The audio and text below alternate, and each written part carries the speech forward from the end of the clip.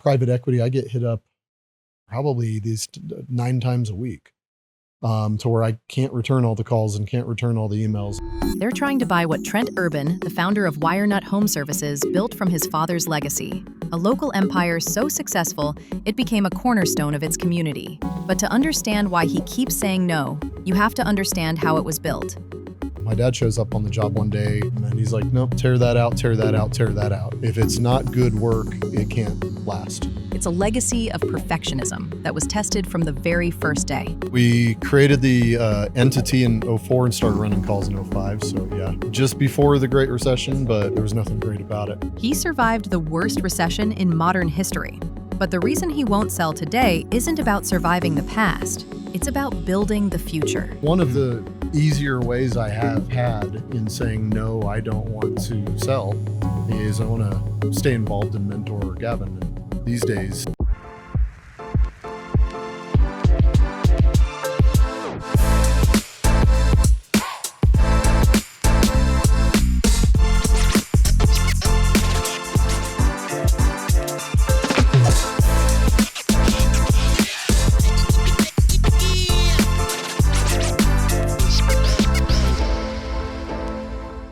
All right, folks. So we want to take a quick minute to introduce our diamond sponsor, Chris Seegers with Exceptional Business Advisors. Do you want to tell us a little bit about your business, sir? Man, a question that we love to ask our potential clients is, do you know what your business is worth? And if you sold your business today, would it fulfill your personal and financial goals? If you're a successful business owner, but you don't know when or how to sell your business, and if you've ever wondered what each additional day in your business is actually costing you, we'd love to chat. If you're ready to spend more time with your family, your friends, or traveling, come sit down with our team, because when you work with exceptional business advisors, we'll help you build a blueprint to sell your business successfully and help you create, capture, and achieve your dream life. Don't wait for the right time. The time's now. Go ahead and scan the QR code or book a discovery appointment at excoadvisors.com. Now let's get back to the show. Welcome back to the COS Business Podcast, number one podcast in Colorado Springs. Today, our highlighted sponsor is Dream Accounting Solutions. You can find them at dreamaccountings.com. Yes, sir. Well, today we have a very special guest, Trent Urban with Wirenut Home Solutions. How you doing? good. Home services, rather. Home services. Yeah. Very good. Thanks for having me, by the way. Yeah. No, I mean, your company's been around all around town for quite some time, so we're super excited to interview.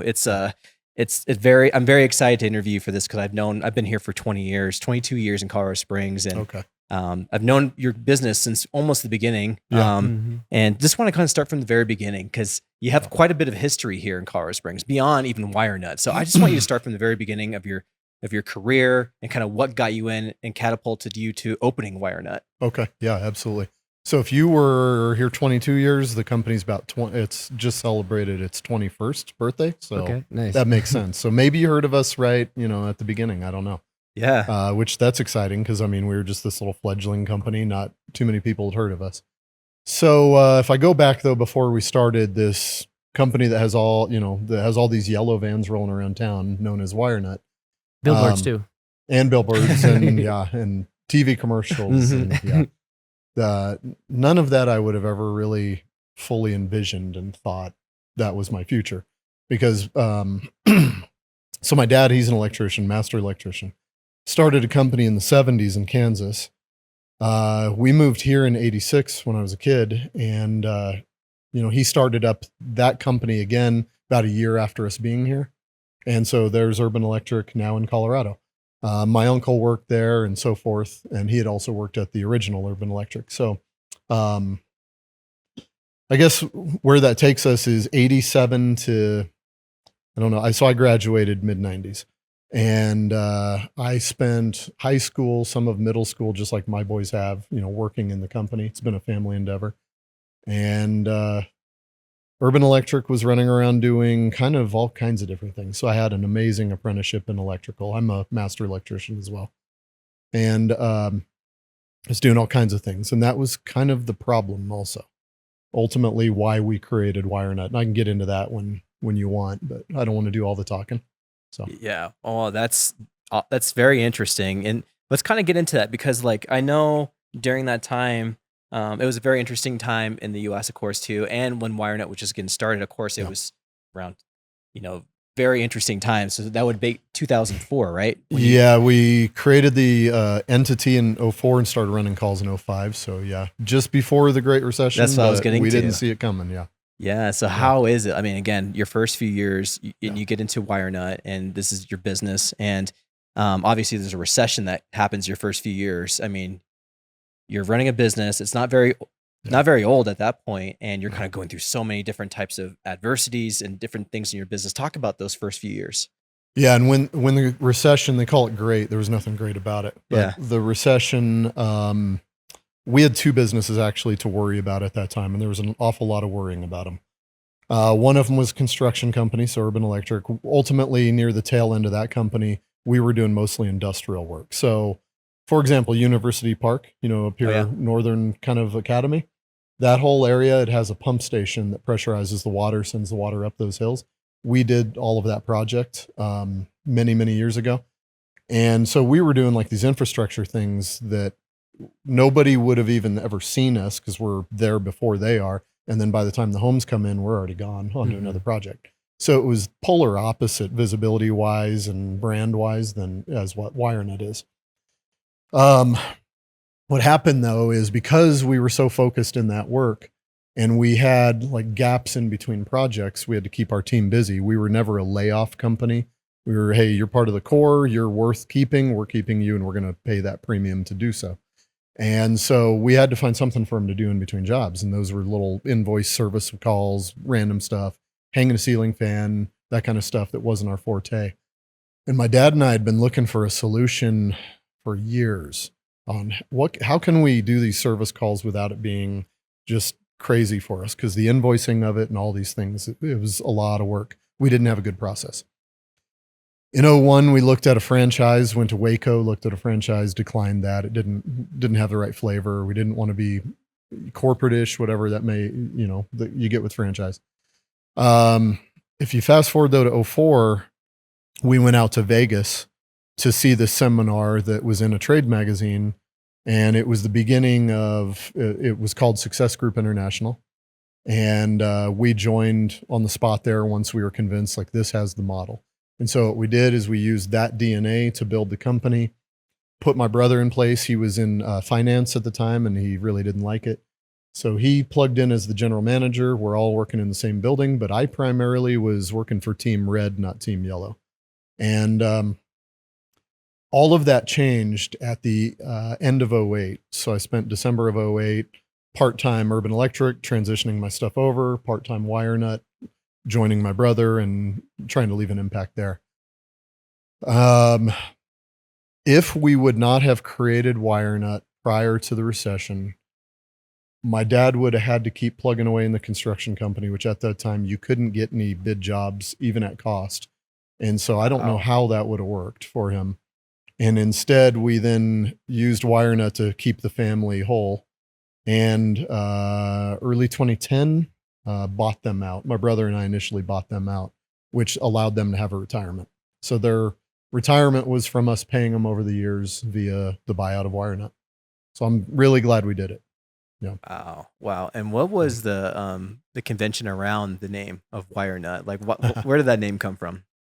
We sat in our conference room. We had a massive whiteboard. How big would that be? I don't know, 8 foot by 5 foot or something.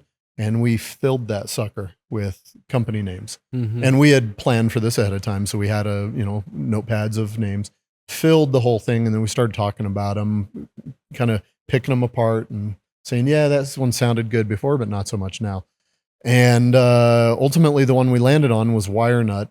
It's actually a wire connector that you thread on to, a couple wires you're trying to couple together, you thread it on. Most people I think know that, but some might not. Well, it was a play on that. It was also a play on, hey, we're nuts about wiring. It was all these things. And that one was my dad's. He gets credit for that.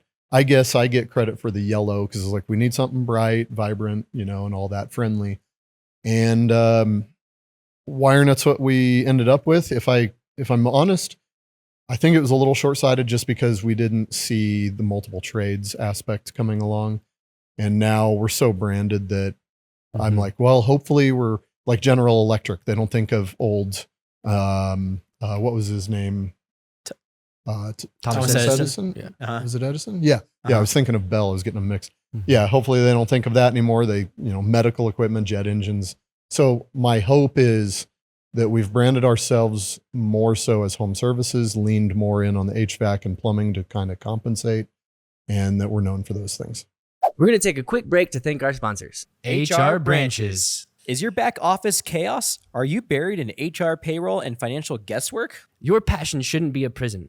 Savion HQ is your fractional back office partner. We merge HR, payroll, accounting, and tax to bring order to the chaos and make your passion profitable again. Stop the bleed, get your freedom back. Find us at savionhq.com or email at hello@savionhq.com. Data Hubs is a compliance, intelligence, and orchestration platform that helps organizations meet the requirements of frameworks like ISO 27001, SOC2, CMMC, HIPAA, GDRP, and more. Data Hubs gives small and mid-sized businesses a premium compliance experience while cutting down the time, cost, and stress it usually takes to get across the finish line. Learn more at datahubs.com. That's DATAHUBZ.com. Reveal Med Spa. Look and feel your best at Reveal Med Spas. With personalized plans that deliver real results, radiant skin, restored confidence, and natural rejuvenation. At Reveal Med Spa, we see you. More than just aesthetic and wellness treatments, we provide a safe, judgment-free space where you feel valued, heard, and supported. Visit RevealMedSpas.com. I think it is literally just that too. We'll just double check. Book your next session at RevealMedSpas.com. That's RevealMedSpas.com. Fast Signs. From banners to vehicle wraps, Fast Signs delivers custom visual solutions to help your business stand out. Their team ensures your message is clear, bold, and effective. Get your signage needed handled at FastSigns.com. That's FastSigns.com. Dream Accounting Solutions. Take the stress out of managing your books with Dream Accounting Solutions. They provide reliable expert accounting services tailored to small businesses. Simplify your finances at dreamaccountingsolutions.com. That's dreamaccountingsolutions.com. Exponential Impact. Exponential Impact is driving innovation and entrepreneurial success in Colorado Springs. Supporting startups with mentorship, funding, and community resources, they help businesses grow and thrive. Learn more about their impact at exponentialimpact.com. That's exponentialimpact.com. And now let's get back to the show. It's a big brand now that you've built. And, when you first build a business, it's like you're wearing so many hats. And I'm sure you're facing this your first few years. Yeah. And it's like, you got to be really good at what you do first and foremost. I don't know if that ever ends. Yeah, that's true. Yeah. That's very true. But like, especially in the first few years, like, it's like, you're just throwing up balls and it's just like trying to keep them all in the air. And like, how did you specifically learn to get the people skills? Because that's the hardest part, right? It's like you're elevating, you're starting to hire people. Now you got to manage people as opposed to like individual projects. Right. How did that kind of incorporate itself into your business?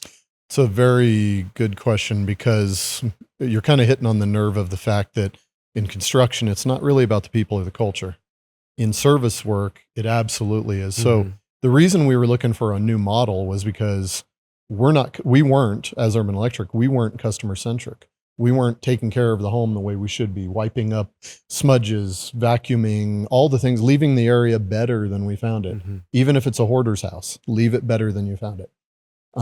We weren't doing that. So Wirenut gave us that model and gave us that ability to do it.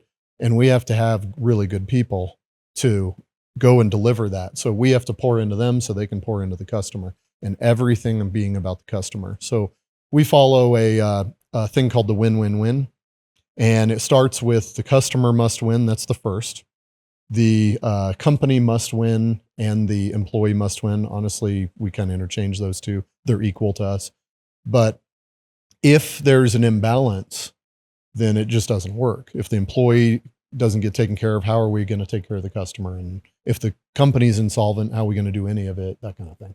So, very smart. does that kind of answer? Did I stay on base there? No, I mean, it kind of pulls into my next question because obviously, like, we look at what you guys have done and what you guys have accomplished and like several awards in customer service. Yeah. From the BBB more specifically. I think it was like 10 times or something. 10 times, yeah. Which I think is a record. We're the record holder on it. We're pretty proud of that. Who is it? McCloskey. They give us a hard time. We joke, razz each other every time about that, but they're at like 7. They've gotten quite a few also. and they keep telling us, hey, we're coming for you. So we're like, well, we better keep doing this then. Oh, So we don't want them to trump us, and they know that. So yeah, actually, I think it's in a few weeks.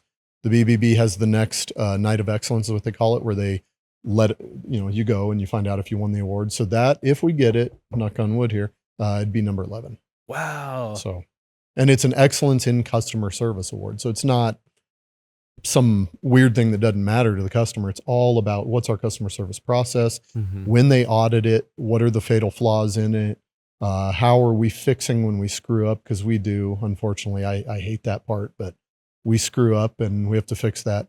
Just a sheer volume thing, Yeah. You think of all your relationships, how many of those are you absolutely perfect? Oh yeah.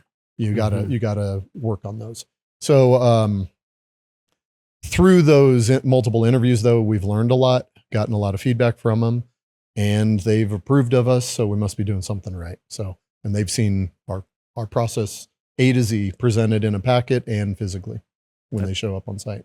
That's really excellent. Yeah, I was looking at least on the website earlier, and I was trying to pull numbers on reviews, but it's like an insane amount of reviews that you've had cumulatively, but also like 6,000 or 7,000 just from Google. I was looking at, right? Yeah. And we track that every quarter, and we would update our ads, kind of playing off the old, if you remember, like McDonald's used to say, served 1 million burgers, whatever, and then they lost count.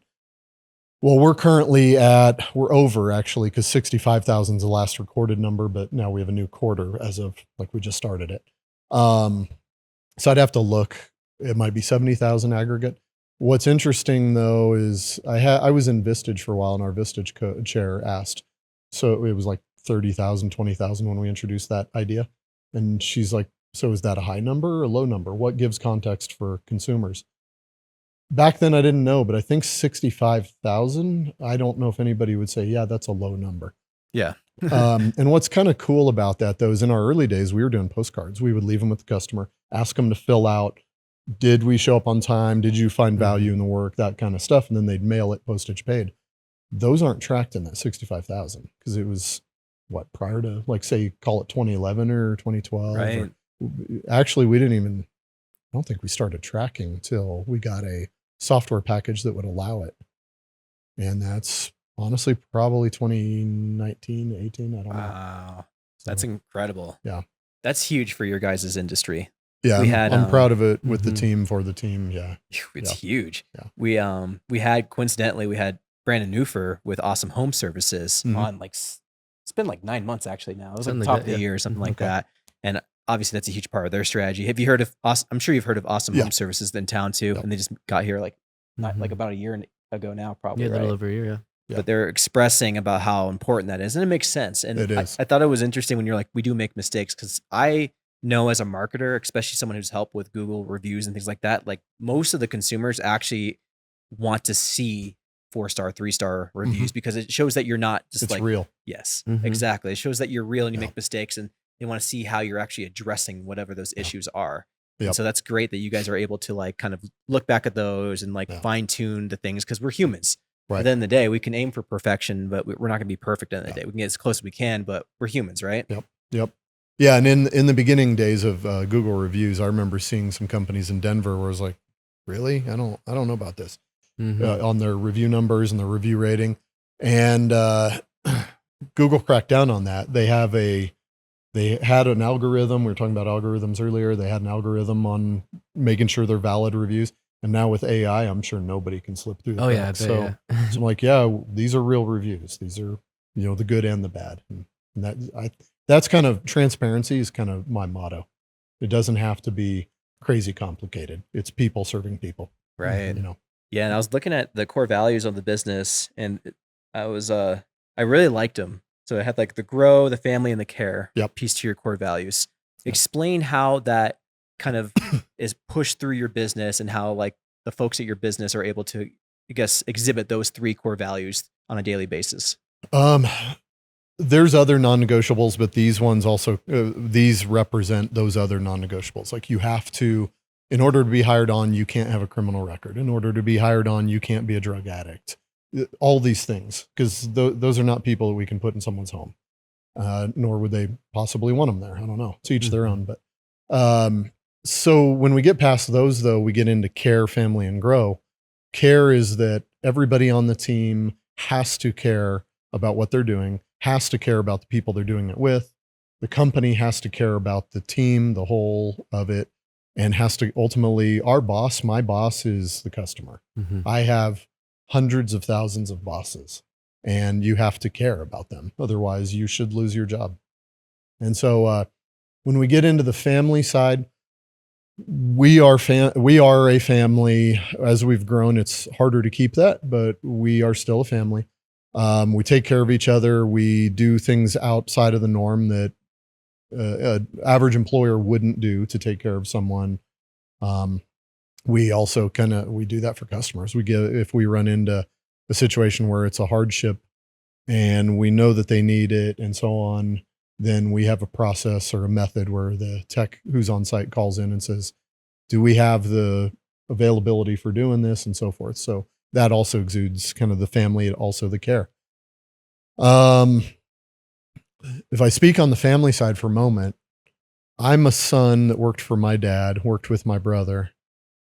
My dad worked with his brother. I worked, I think I said, for my dad. And then I've had all three of my sons work in the company to different versions of it and so forth. In fact, my youngest, he's up in Fort Collins, so he doesn't work here, but he's an electrician in Fort Collins. And so it's always been family. It's always been, basically it's been the Urban family since 2004. We've always been connected to it, always been local. Funny thing is we get this a lot, that, oh, you're a franchise. And all the time. Yeah. It's like, no, we're not a franchise, never been a franchise. This is the only us, only location. And what I've gotten for positive feedback on that from some, which I really appreciate the context, is that, well, you've got such a clean brand and you represent it so well and so forth that we thought you were a franchise. And even down to, like, I'm a stickler for, hey, the vans have to be washed. You can't have, pardon the comparison that'll be maybe negative, but Amazon and Comcast run around with dirty vans all the time. We're not doing that. And so, those kind of things matter. If you can't take care of your own vehicle, why would you take care of my home? When you scale a business and it's like every detail matters, especially to the owner, like what does that do for the business itself when it's like the whole Peyton Manning's quote, where does he say, like, how you do anything is how you do everything, or something like that, right? It gives the whole team the excuse to call the owner OCD, which does happen. No, it raises the bar. It also weeds out those who can't hang, who don't want that. And, every person has their own desires in their life and their own goals, ambitions, and all that. And sometimes they don't sync up, and that's okay. But one of ours has been accountability. You have to have accountability, and you have to push, and you have to care. Otherwise, I'm not in this to be mediocre, So what it does is it pushes more of that exceptionalism all the way through. And I think that's been part of our success, is caring about the little stuff. And there's been times where we've massively slipped up on it. There's been times where we weren't at that phase. And honestly, I look at all of those as my business apprenticeship of, man, I learned from this, that, and the other. And most of the time, my take on life is you learn most usually when you're in pain. And so if you're screwing something up, pay attention, be self-reflective, don't be egotistical and defensive, and freaking fix it. It's that easy. It's a good way to be. I was raised with a mom who had very high standards. And at the time I was like, a kid. So I was like, man, this is too much for me. Why does everybody else get, more lenient parents? And my mom was very high standards, but it really helped me as I became an adult, having those and understanding, like, these are the things I accept in my life. These are the things I don't accept in my life. And I think that's really good to have that in a business. And it shows through, with your business and what you've done. And well, it helps you stand out. How many people have their own podcast in the Springs? You're standing out already. Those things don't happen by just breezing through life. You have to fight for something and care about something.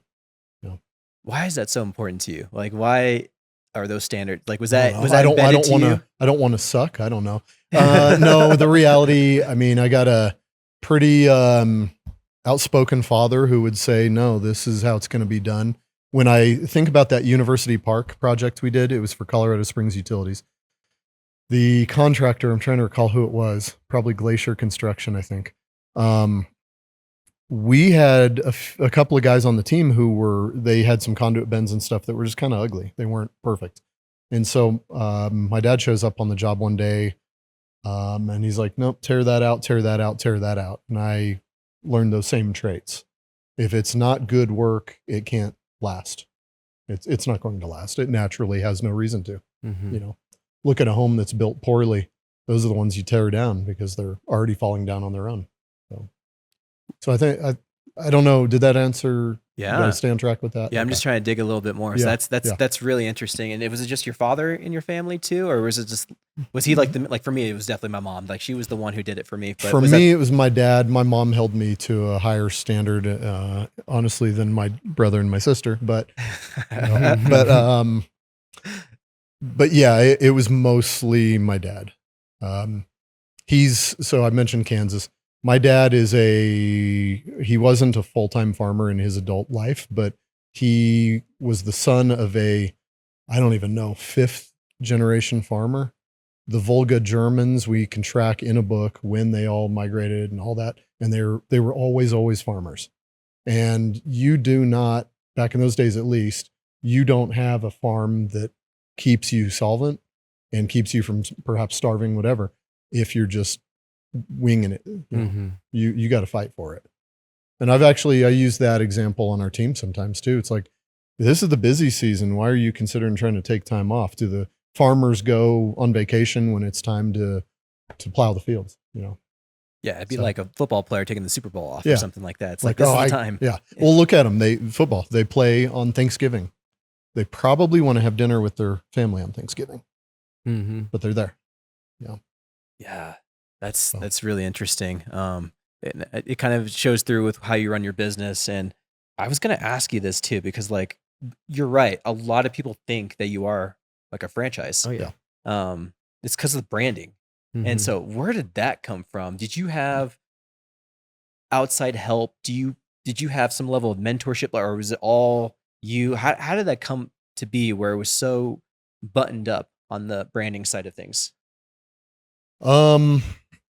Thinking about it in odd hours when that idea strikes, I would drop myself an email or whatever it may be. If we take a great idea from someone else and make sure we don't just bench it and we say, okay, let's do something with this. These days, my son, who's sitting right over here, Gavin, he is everything that we do marketing. You see a billboard, you see a commercial, you see any of it, it's all Gavin. Nice. He also manages the team that's the front line, which is our contact center, call center.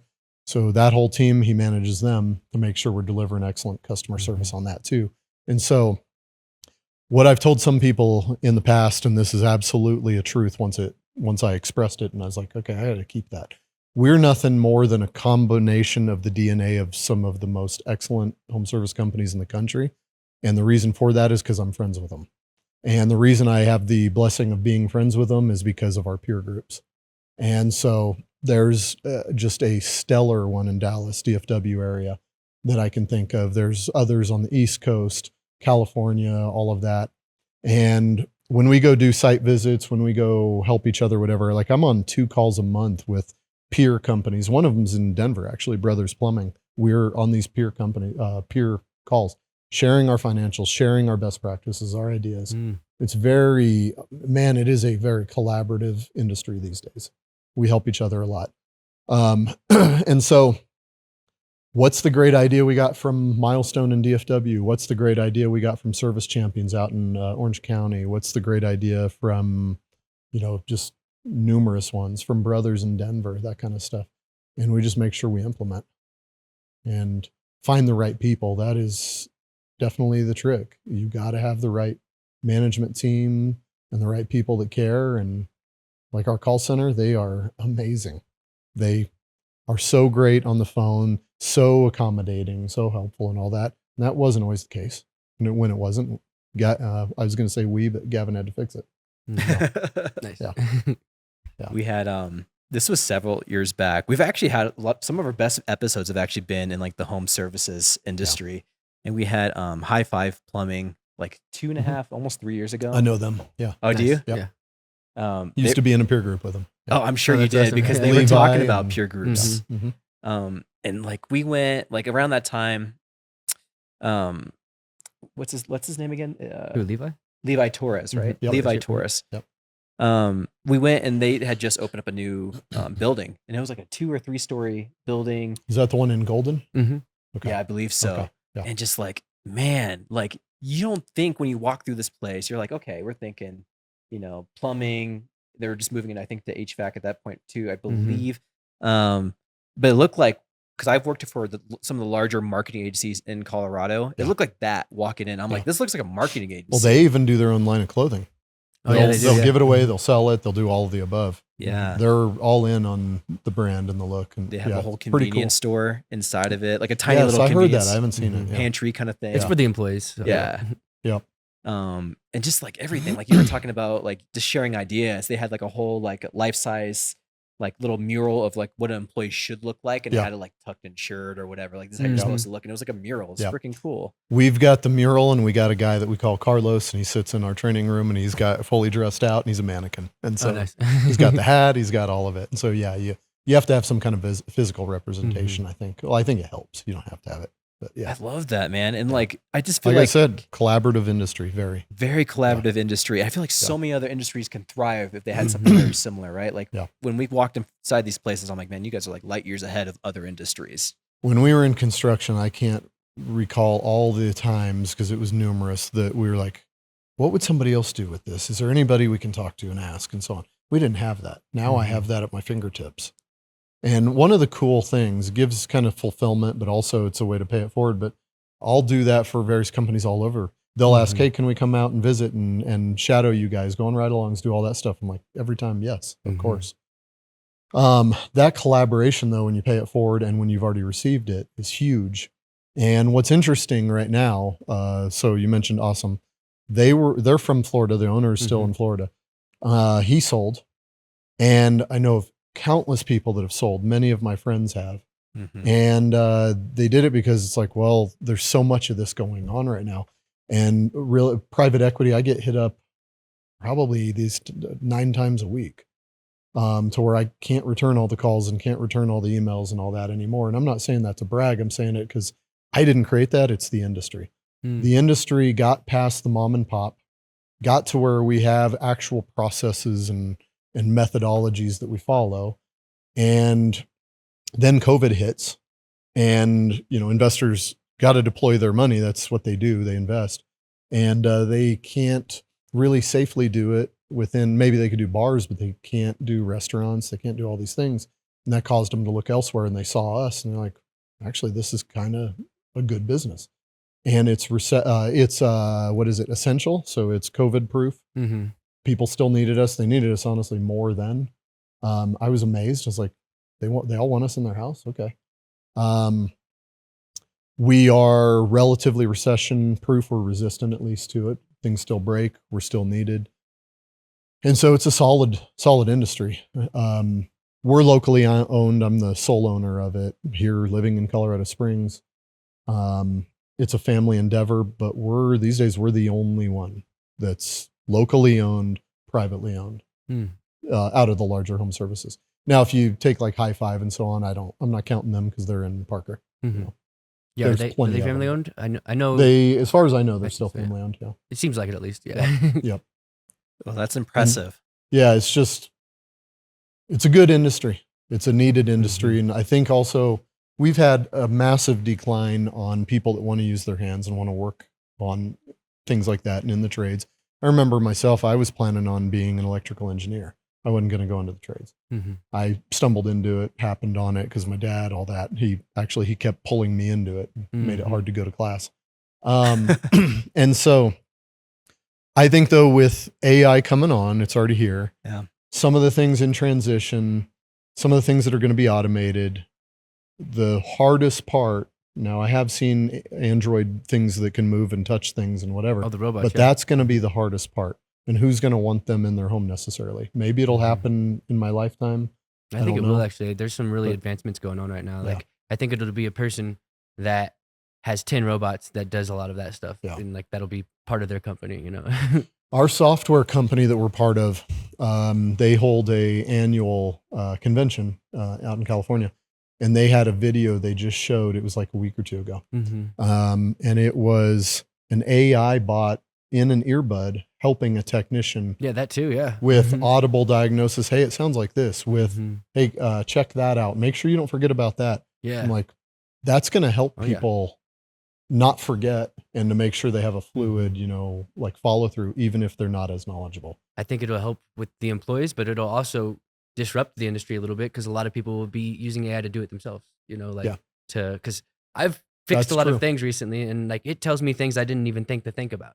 So that's That's going to true. be interesting as well too. Yep. Most people will still not want to do that though. Yeah. So that there's the job's still going to be needed. Yeah, you'll have something because people are less hands-on these days than they ever have been. Mhm. So Oh, yeah. there's that.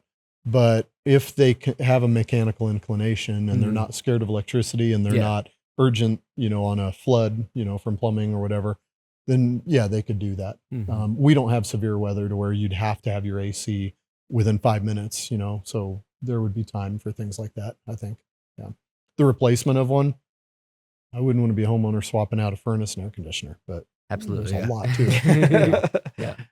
We'd like to take a quick break and thank our sponsors. Junkin Hall. Need to clear out clutter fast? Junkin Hall is Colorado Springs' go-to for same-day junk removal. With the eco-friendly service and a 5-star team you can trust. Visit junkinhall.com to schedule your free estimate today. That's JUNKNHAUL.com. Bolton Co. Executive Coaching. Up feels better than stuck.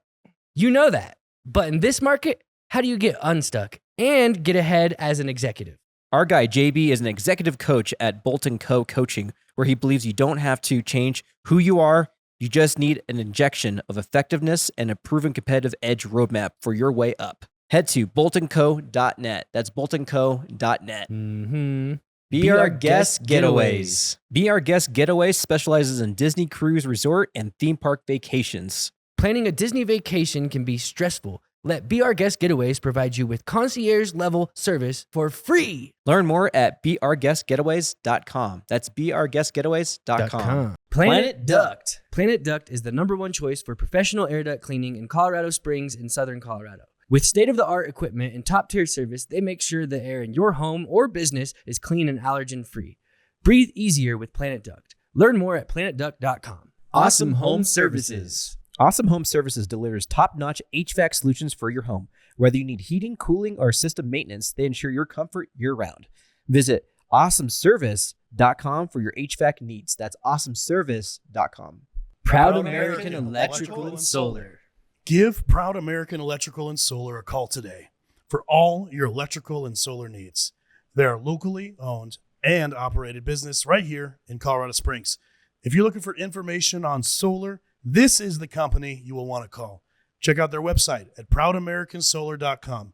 Use promo code COSBusiness for a 5% discount today. Pinnacle Advanced Primary Care. Pinnacle Advanced Primary Care offers affordable, accessible healthcare with a focus on you. They provide exceptional primary care without the hassle of insurance barriers. Experience a patient-centered approach. Learn more at pinnacleapc.com. And now let's get back to the show. Well, you're touching on a really interesting point about private equity, because I know they do those roll-ups, especially in your industry, very heavily. Was that important to you to keep sole ownership and not sell to private equity because of the family? And like, of course, and we'll get your boy in here soon, but to pass that down to them, like talk about that, because a lot of people are out there like, they're like, wow, you got 9 calling you a week, like they're probably throwing numbers at you. That's pretty good position to be in. But like, what is the inclination to kind of keep it within the family? So, I mean, business isn't always fluid. It's not always easy. It requires an awful lot. And so there's a time I can think of in 2019 when I was like, or 2020, I was like, I don't know, maybe I ought to sell. And I talked to one group and so on. I ended up not doing it, of course. But I was like, I got to see, is the grass greener? What does that really look like? And so I did that. And what I thought is, I got the same feedback from others that I work with. They're like, I don't think you would be the one selling. I think you'd be the one acquiring. And I've done acquisitions in the past. And so I was like, okay, well, I appreciate the feedback too. But also the main thing is, if you have an investor, they have every right to change things. Oh, yeah. And even if you don't agree with them. And so it's like, well, are they going to change things for the bottom line, or are they going to change things for the customer? they're not always in sync. Sometimes if it's the bottom line, you can lower your cost or prevent a price increase. There's an awful lot of change in the industry that forces us to raise our prices, but that's not always for that reason. It's sometimes just for the return on investment. And so I'd have no voting control of that. And private equity groups that want to buy, they typically want to buy 51% or more, so they have control. That means they have the vote. And so, I mean, you even look at like the Ford family, Ford Motor. They now have minority of their own family legacy. I don't know what their shares are. Maybe it's 20% total. I don't know. But if the rest of the 80% got together and voted against them, they have no vote. The thing, with it being publicly traded is that that's probably never going to happen. So they have the majority when it comes to votes. So you're thinking generationally is what you mean? Like your grandkids. We just had someone on last episode, actually, who's fourth generation Perkin Motors. He gave us Perkins. Yeah, met them. Yeah. He gave us a stat, actually. Only 3% of businesses make it to that or something like Fourth gen. gen, Yeah, the fourth gen. So that would be super impressive. Berwick Electric, they were like license number 10 or 11 in the entire state. Our license number is 6943. Wow. So they were way back there. Well, they had been around for, I don't know, 6 generations or something. I was on a board with Doug Berwick, so I know I talked to him when he sold and all that. And that company's not around. In fact, I think this building used to be theirs. If I remember right, I think it did. But yeah, I mean, they made it many, many generations, but it doesn't mean it's always going to be that way. So I can't predict the future, say what's certain or any of that. There's complications with transitioning generation to generation. How do they pay for it? How do you transition it? How does everybody get their equitable, return on their time and their life? So those are things I haven't cracked the code on yet, but yeah, I think a family company, will have an edge in the future against private equity, I believe. I think we were talking about private equity on Brandon Newfers with Awesome Home Services, actually. I think that's what he used to do before he did that. I can't remember. We'll have to cut to a clip or something, but but that's interesting. Yeah, it's so interesting, especially when you're getting intergenerational. I think you're right. I think it is like the medicine against private equity coming in and rolling up a lot of companies, and there's gonna be a lot of value in that. And I just think it's so cool. Like for me personally, as a consumer, like I love buying into something that's locally been here generationally, that's been here for a long time. I think there's like a value there. It's like the buy local, shop local kind of thing. It's the same thing with something like that. It's family owned and it's local. And I'm sure a lot of your customers are very, they understand that, and they probably know like your sons really, right? They've all worked the business as well. So that's really cool. Yeah. Oh, man, we have Gavin's best friend working in the company, HVAC cool. Tech. His wife handles all of our permits and licensing.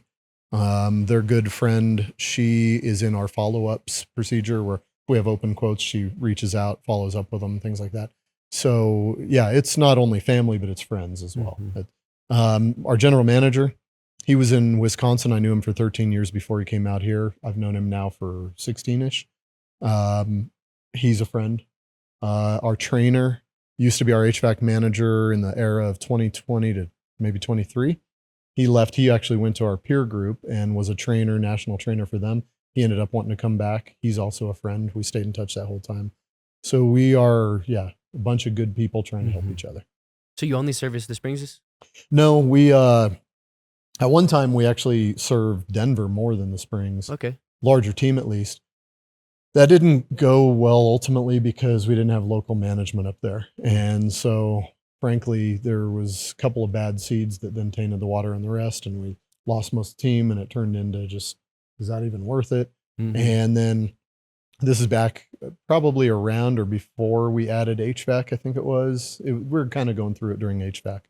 But it was, okay, I was thinking, do I need to either try to own the geography or try to own the industry?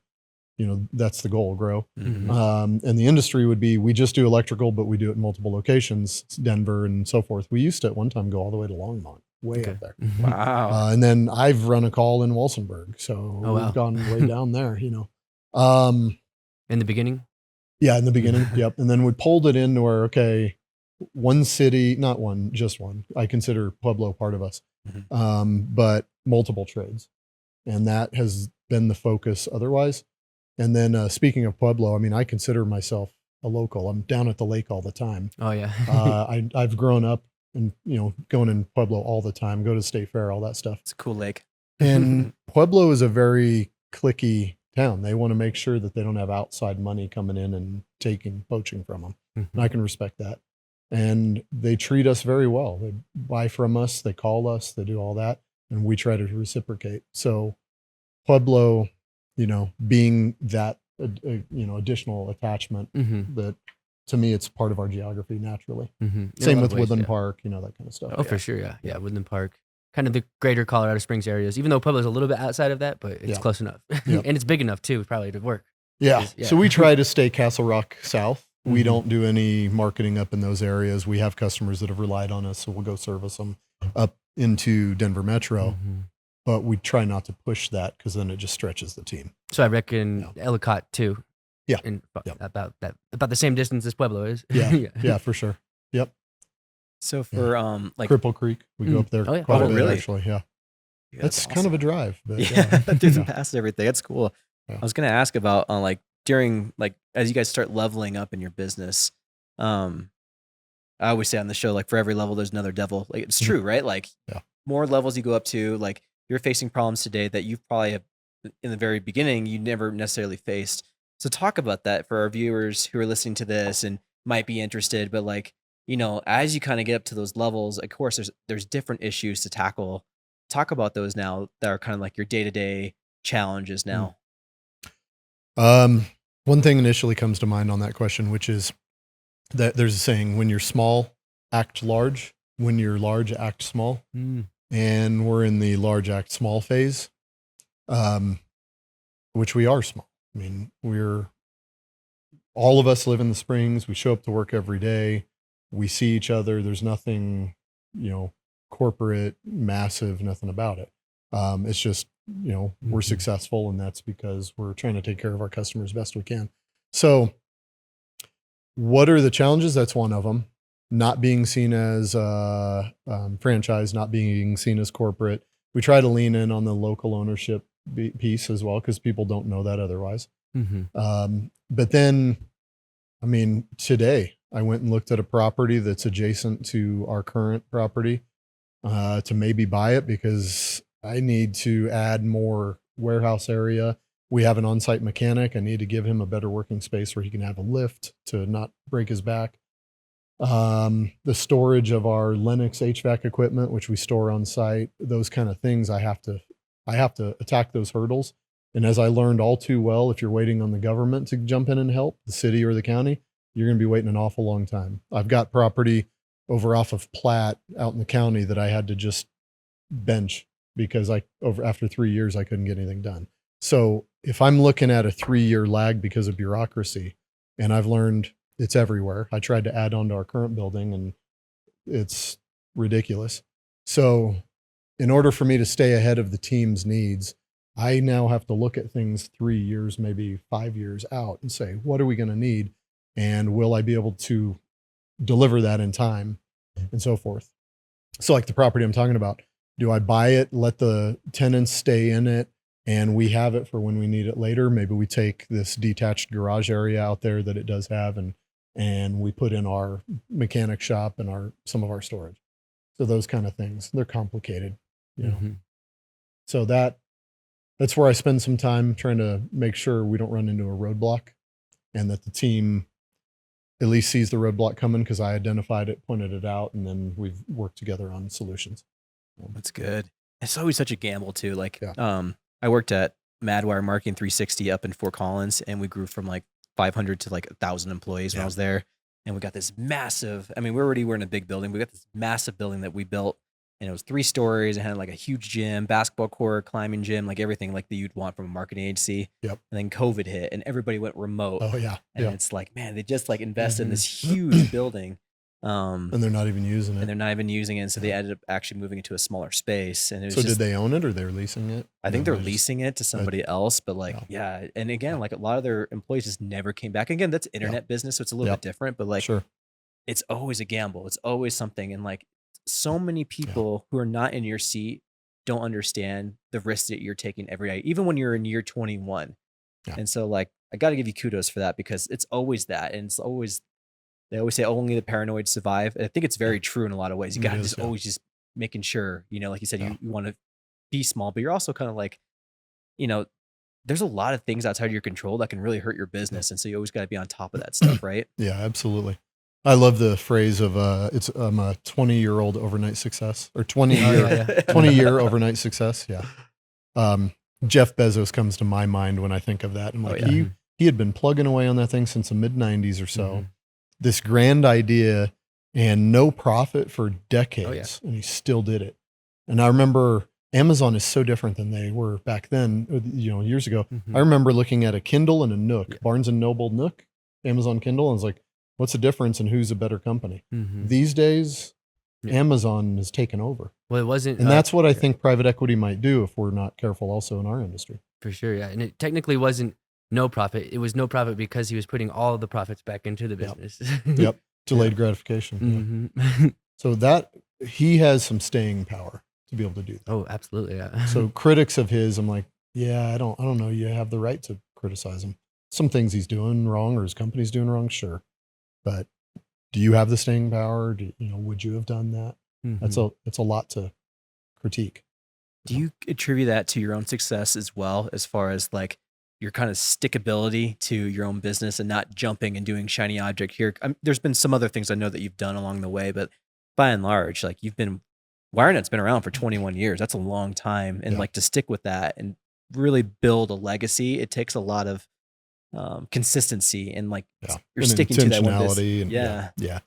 Yeah, absolutely. The shiny objects. I mean, I mentioned acquisitions. We had done some, and I haven't done them lately because really the hardest thing to find is good people. And I'm not trying to throw shade on other companies, but a lot of them don't have very strict criteria for who they bring on board. And so if I'm acquiring a company to also acquire a team, I probably won't be able to keep most of that team. And so there's no point there. So we have to stay focused there, stay away from that stuff. And then we haven't added any other trades. I think we need to be masters of what we're doing. We need to be consistent at what we're doing. So why take that additional distraction? And yeah, that's a real thing that happens all the time. That's probably the number one failure point of businesses is they don't know when to say no. So. Yeah, I love how you mentioned the employee piece too, because it's so true. Like you can train somebody up and maybe they don't have the certifications to come on with you guys, but like can't really train character or ethics. Yeah, exactly. Same thing. Yeah. It's so true. You can do work internally and develop it over time, but you can't do that for someone else though. Yeah. And you can be remorseful and become a whole new person. There's actually a guy that has owned a couple of HVAC companies here in town, used to be a career criminal, was locked up in prison for multiple years, came out of it and became a national trainer and speaks at sessions and stuff like that. Totally turned his life around. It's possible, but you got to have a primer. Absolutely. If you're that deep, you got to have a primer to say, I'm never going back there. Yeah. And for employees, unfortunately, they have to figure that out. They have to do the work themselves on that. Yeah. Charlie Sheen was one of them. I'm listening to the Joe Rogan Charlie Sheen I just podcast listened to now. that. He's one of them. Remember when he was going crazy on drugs? Oh yeah, I think we all remember that, who were over the age of 30. Yeah. So I was in high school and that was going on, and I was like, it was interesting. Yeah, that was when social media was new, and like he was really just going viral everywhere. Winning and all that. To circle back to him now, especially on that episode though, just kind of sidebar. That was interesting because he seems very real and authentic now. That's what I like about what I'm seeing. Yeah. Yeah, he does seem very real, not arrogant about it or anything. And he's like, yeah, I did this. I screwed it up. And he doesn't want to do it again. So I don't think he's blowing it off. But, there's a lot of humility, like from kind of coming back from something like that and the adversity you have to overcome. It's probably very humbling too, to be in like the national stage and kind of have a meltdown like that. And so like when you see people kind of come back from that and kind of have accountability for what they did too, because that's important too. You gotta have accountability. You can't just be like, oh, that never happened, and kind of come back into the scene. Yeah, it's so important. Those are markers for me for character. It's like, okay, like we all have our things 100%. That we've done, but like, can you hold yourself accountable for whatever it is that you have done? Because if you can't, you're not learning from it, and you're just going to do it again. In my opinion. Right. Well, we're going to bring your son here in a second, but I kind of want to, as he calls himself, the younger More handsome Urban, is that what it was? He did a marketing presentation at one of our peer group things at an expo out of state, and that's what he started with. I was cracking up. So anyway, That's little- awesome. Well, yeah. talk about like, you know, when you brought him on and kind of how his position has kind of morphed into what it is now, and then we'll bring him in. Let's see. So Gavin started many moons ago. I don't know. Was it high school? Something like that. Was it high school? Middle school, probably also. Yeah. He would help in the warehouse. He would help us with our inventories. He'd help organize things. Worked with our fleet. Oh boy. What else? Probably some facility stuff. Yeah. Actually, at one point we had all 3 boys cleaning the offices. All kinds of different things. So then he went to school and I think initially considered finance or something, but ended up in marketing. Started at CU, closed out at the local CU, you know, UCCS. That's where I went. Yeah.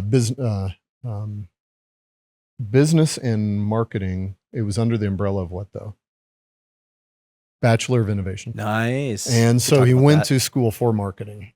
Because of COVID, they robbed him of an on stage, you know, physical graduation, which is We can terrible. redo that for you, man. Don't worry But about that. But yeah, so he went to school for marketing, and when he came out of that, because he had chosen to go do his own ventures, work in different places and stuff, which is great. I had a desire for that too before, you know, joining the family company. You got to know what's out there. You got to know Totally. what kind of other people can I work around and all that. Well, he did all of that, ended up wanting the position in the company in marketing.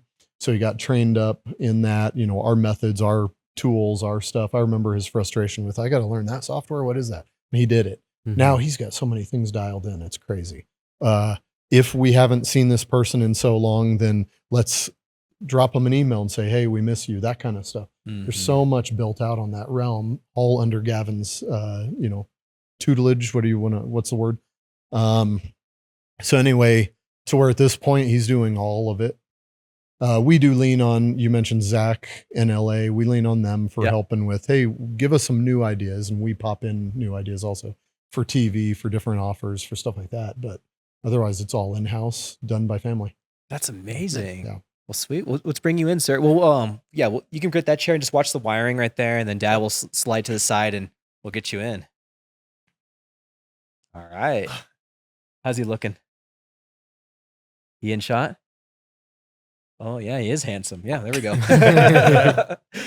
Yeah, he Awesome. stole my intro from me. Yeah. That's what I was gonna use. he had to get ahead of the curve. Yeah, right. Yeah. What's your version of kind of coming on to the family business and talk about your experiences from your perspective as well? Yeah. So I originally went to college in Boulder, like you mentioned.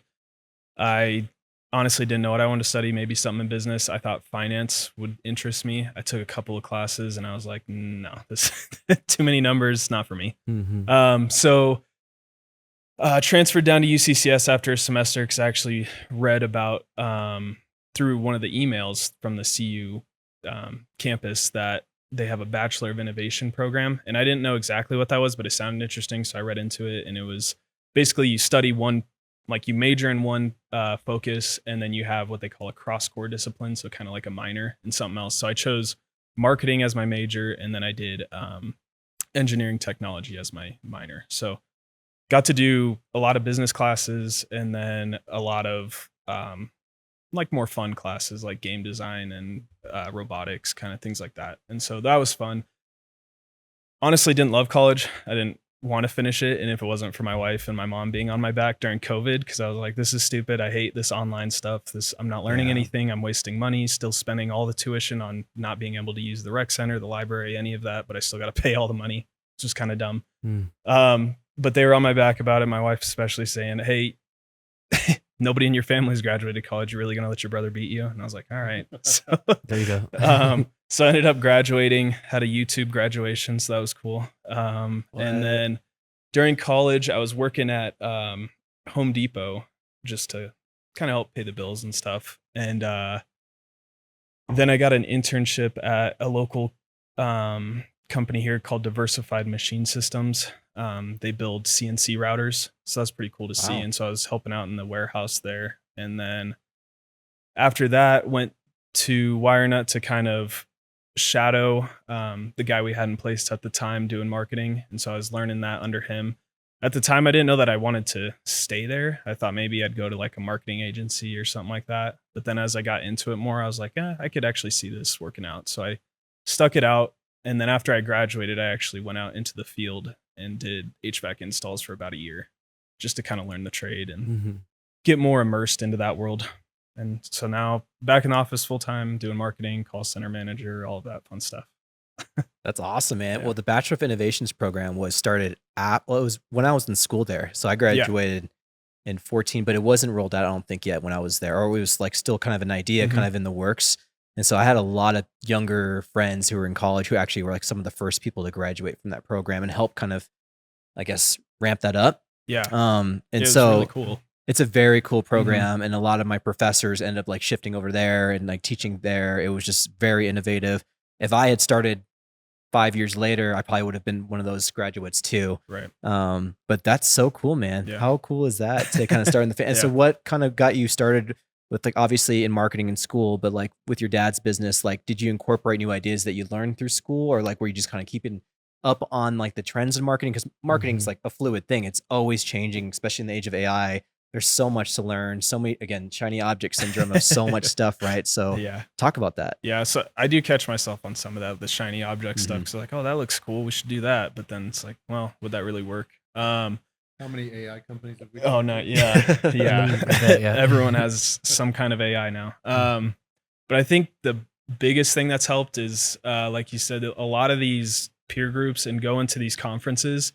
The biggest thing I get out of those is not necessarily the presentations that they have or the guest speakers, but it's actually going out and just talking to peer companies or talking to the vendors and seeing what they have to offer, and just getting a feel on the industry and seeing what's changing and seeing like, all right, this company over here, they had really good success with this vendor implementing this.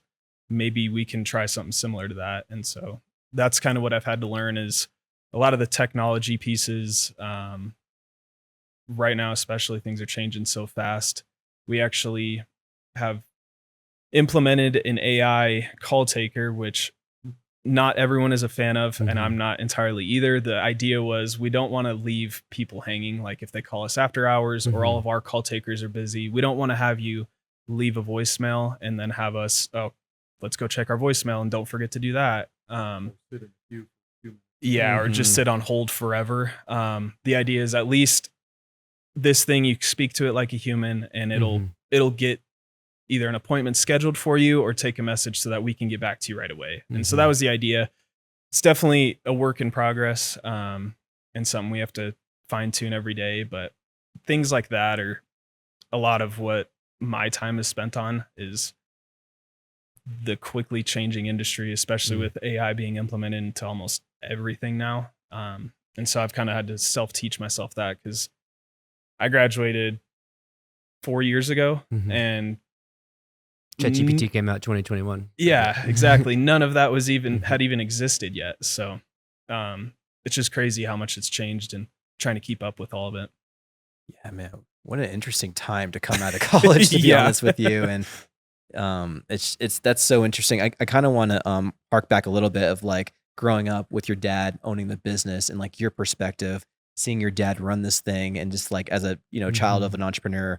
I think that's a really good perspective to have, and then kind of jumping into the family business and giving that perspective of what that meant for you or felt for you or whatever it might have been for you going through that. Yeah. Definitely something really cool to experience. And I'm lucky enough to have experienced that, because not everyone is. But it's not really all butterflies and rainbows like people think. I vaguely remember, I think I tried to like block out a lot of it, but like 2008, 2010 era, that was pretty hectic. We didn't really go out, do anything. We had just couldn't spend money on new clothes and stuff for school. So it was really tight on money, especially because, other people might have jobs too, but they're not relying, like their sole income isn't based on how well they do in their business. Like if you are owning a business and it's not doing well, then you're kind of SOL on that. Like somebody else can just say, oh, well, my job is being laid off, but I can just go to this other company and do the same job. Like it's not as easy for somebody that's owning a business to do that.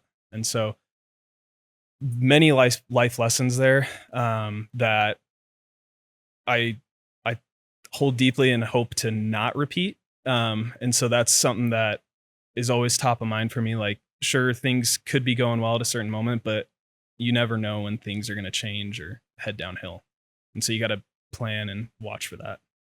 Yeah, it's interesting, right? Yeah. Like, and like I can understand with your dad. Me and Andrew have been entrepreneurs for 15 years for our little stint that we've done it. And like, you're right, your livelihood's tied to everything. Oh yeah.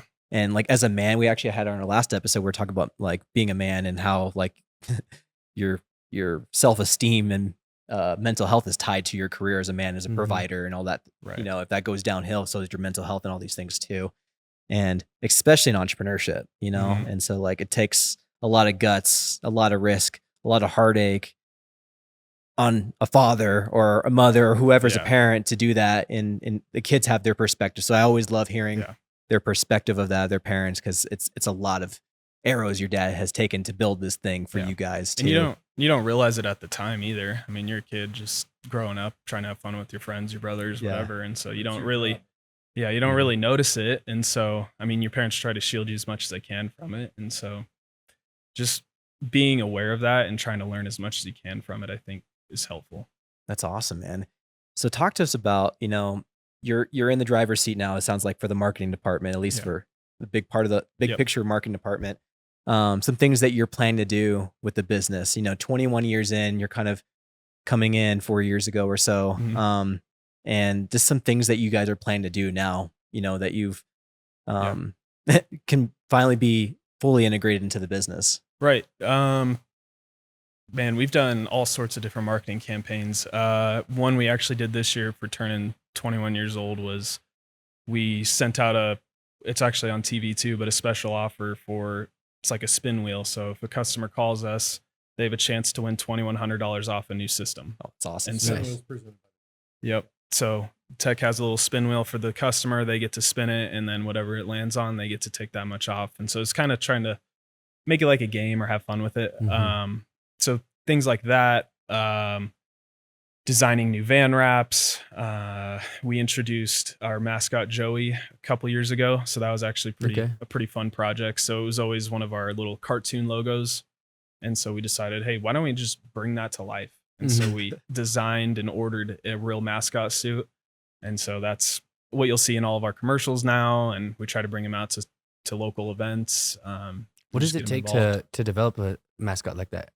What's it take to involve like, it? Yeah. Or to who are you reaching out to? Like, do you just find a company, I guess? Yeah. So pretty much like we just looked up like mascot builders or producers, whatever, and reached out to a few of them and then sent them our logo and said, hey, we want to bring this cartoon guy to life. And so they would send us different designs. We would tweak it. It probably took about a year or so before we finally settled on a design that we liked. And then, took, I don't know, maybe 6 months for them to make it and then shipped it to us. So that's awesome. It's pretty exciting. Yeah. This might be a question for you or Dad, but do you think that, you know, because I'm in marketing and mascots are a huge part of it. Do you think that you need to be an established brand first before a mascot? Or do you think like the right brand can have a mascot early on and then people can adopt to that, I guess, is what I'm asking. For me, I think it depends on the business and like what you're doing. I think for our industry, it wouldn't necessarily make sense to do it right out the jump. I think you want to be a little more established, have a good customer base first, and establish yourself in your market before you spend money on something like that. Because the mascot itself isn't going to drive the calls in. It's a good branding play and makes it fun and attractive, but it's not like if a competitor came in and their first play is just, oh, we have this mascot, but you can't find them on Google. How are you going to call them? So, yeah, it's a good point for sure. Yeah. As far as like working yourself into the business now and how you've been working the marketing side, what do you see like as far as your day-to-day is concerned? Like what are you specifically doing? Are you managing, you know, like I know you guys are using another marketing company for other external things, but like what's your day-to-day look like for yourself? So I manage a team of 4 call takers right now. So I come in, we have like a staggered start for each of them based on their shift. And so I'll check in with them, see how they're doing. That's cool. And then I'll get a feel for like, all right, what does call volume look like today? What do we need to adjust? Do we need to maybe send out an email offer to people, or send out a text reminder, different things to try to get, if calls are slow, maybe drive a little more call volume in. Then there's fun reports that I have to run and different things. And then we'll have like creative meetings where we'll just, no real structure with it when it comes to marketing. Sometimes just kind of talk and shoot ideas off and see what sticks and what sounds good. Not everything that we launch is a success, but it's at least fun to try it and learn from it. And so, oh yeah. And like one of them we did, designing billboards.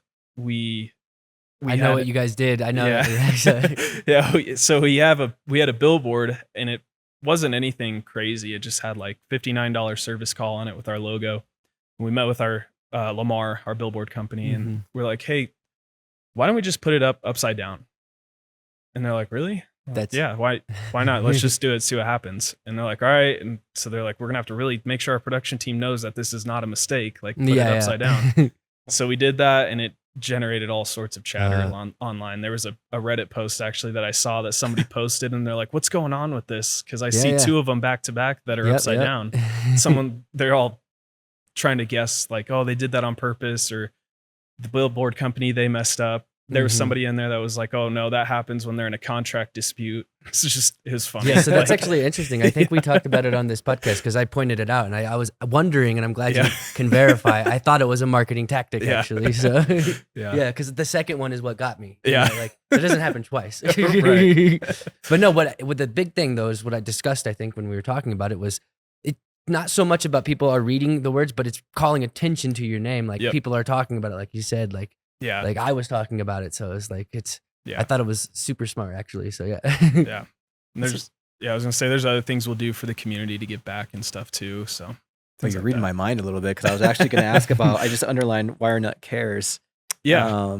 And was kind of going into that. Do you want to kind of go into what that is? Sure. Yeah. So we have a page dedicated on our website, just kind of showcasing a lot of the different things we've done. So like one of them that we've done for 6 years now, I think. We partnered with a local Fox station. It's a program called the 3 Degree Guarantee. And what they do is if they predict the forecast correctly for the day, plus or minus 3 degrees, we'll donate $30, and they donate $30 that day to a charity that's voted on by the community for that month. And so then at the end of the month, we take the sum of all that money from each day and give them a big check presentation and interview them on air and stuff. So that one's fun. Joey comes in, with the check. And then another Fox 21? one. Yep, Fox 21, yeah.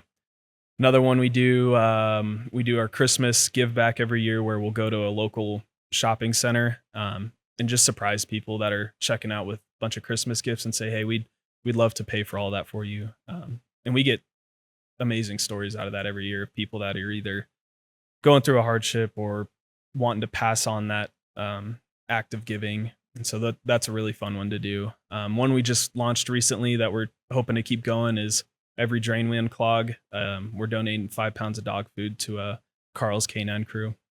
So just things like that. Trying to give back to the community because they give so much to us. So we want to reciprocate that.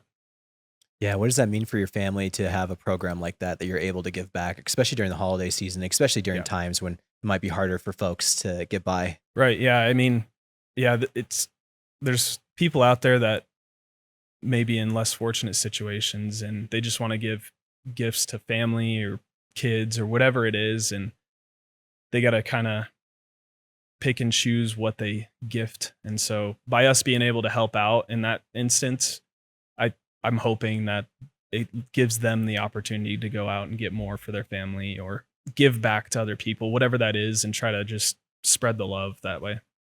Love it. Well, I have one final question for you, Gavin. If you were to get in the driver's seat and dad's seat, is there anything that you'd change? If, say, you took over tomorrow, is there something specifically that you'd be like, man, if I was the owner of this company, this is something that I would look into or something I would change? Anything like that? I'm trying to think. He isn't involved as much anymore. He's out doing other things or helping like plan for future things. So he's not day to day in the office as much. And so I think one thing that I'm kind of changing now or trying to implement is I want to be involved more with the technicians that we have, because we have such a big team now that it's hard to get to know everybody on a personal level than it used to be when we were smaller. And so just making sure that they know that even though we are growing, this is still an approachable family-owned business where you can talk to anybody and voice concerns or give ideas and be heard. And so I'm just keeping that going. So no change. No, that's pretty impressive, because I think like Simon Sinek always says, like, we're in the business as people, no matter what, you know. And at the end of the day, they got to know that you're there because we're human beings, you know. And so like that human element to it, just be like, hey, this is still, you know, family-owned business. We're here for you if you need anything. Family's part of your guys' core values, you know. So it's big for you guys to stick together, no matter how big you grow.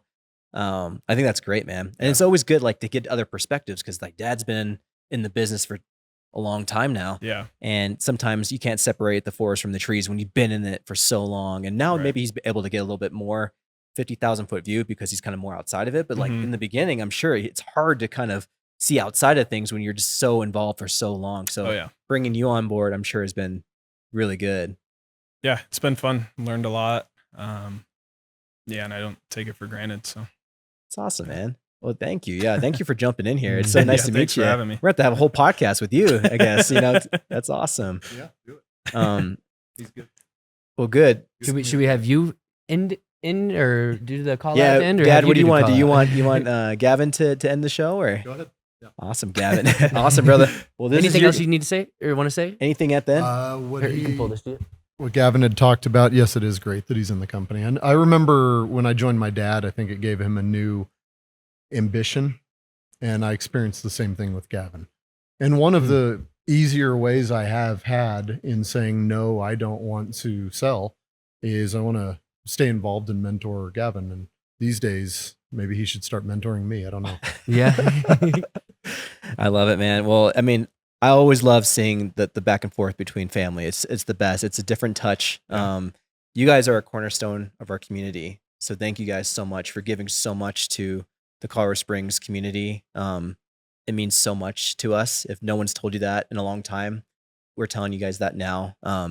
It's funny because that mascot, I thought that mascot been around longer just because you had the cartoon version, but I felt like I saw that thing running around for a long time. Now when I think of Wirenut, I think of the mascot now. So you guys are doing a great job. I remember the COVID commercial. Oh yeah. Oh, what's that? The first time Joey was recognized. Yeah, the first time Joey was recognized, like probably the second commercial we shot with him was in his backyard during COVID, and we had a neighbor yelling out, "Oh, hey, Joey!" I was like, awesome. Hey, it's working. Appreciate it. That's so funny. I remember when this is another sidebar because you guys got me on a good tangent now, but when they introduced the Toasty from, what the heck's the name of it? The Vibes. The Vibes. Yeah. And he came out jumping out, and there's smoke behind him. I thought it was the most I went to that kind of introduction thing that he had. It was just the funniest thing, but it works. Right? It works. Yeah. Yeah, this has been awesome. Yep. Oh, nice. Yeah, we've had Joey with Toasty and Ziggy, the Switchbacks mascot. Yeah. We got to have it like a 40-yard dash or something they got to do and see who's going to win that one. That's awesome. Well, this has been awesome, guys. Yeah. This is your camera right here, Gavin. Where can we find you guys? Our website is thewirenut.com, or if you need to give us a call, 719-227-0500. Well, all right. This has been the COS Business Podcast, and we'll see you guys on the next one.